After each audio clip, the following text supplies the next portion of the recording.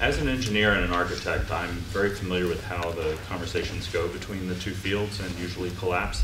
And I'm wondering if a lot of what I've seen presented up there immediately kicks off a few engineering questions to me, and I'm wondering how much dialogue there is between the designers and engineers, because I see, you know, massive structural issues, there's subsurface issues. I recently saw a proposal that an architect presented of a barrier going around a building which would actually cause a catastrophic failure of the building. And so, like, a lot of good measures, dry proofing measures, can actually lead to catastrophic failures as opposed to just simple flooding failures.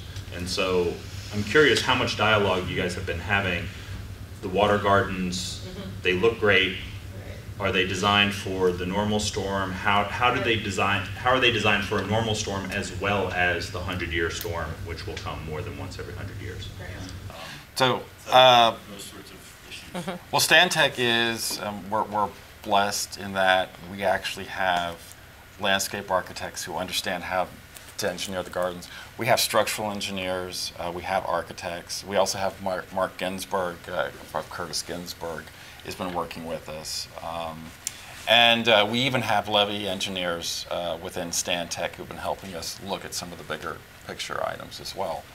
And we have civil engineers in our office who've been looking at the piping systems and designs. We are only 30% through our process, so our next step is really to have then a next greater dialogue with the residents, refine a little bit what their choices should be. And then we're going to go back through and then start doing more engineering.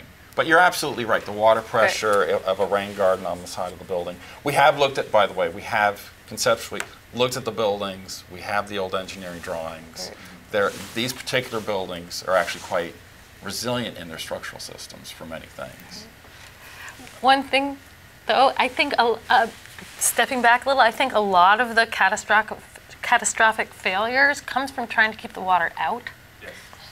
And which has been architecture and civil engineering's protocol for many years at the level of the Army Corps on down. And it really has made a lot of us, I'm sure, think about, well, what if you just have to let the water in because it's going to go out?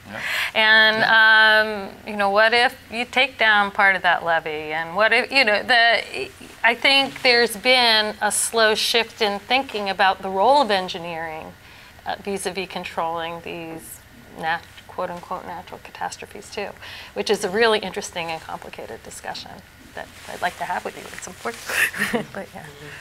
It's interesting. There's some cities like Charleston and New Orleans that have lived with the flooding long before Katrina on a regular basis, and it's just, it becomes part of their life.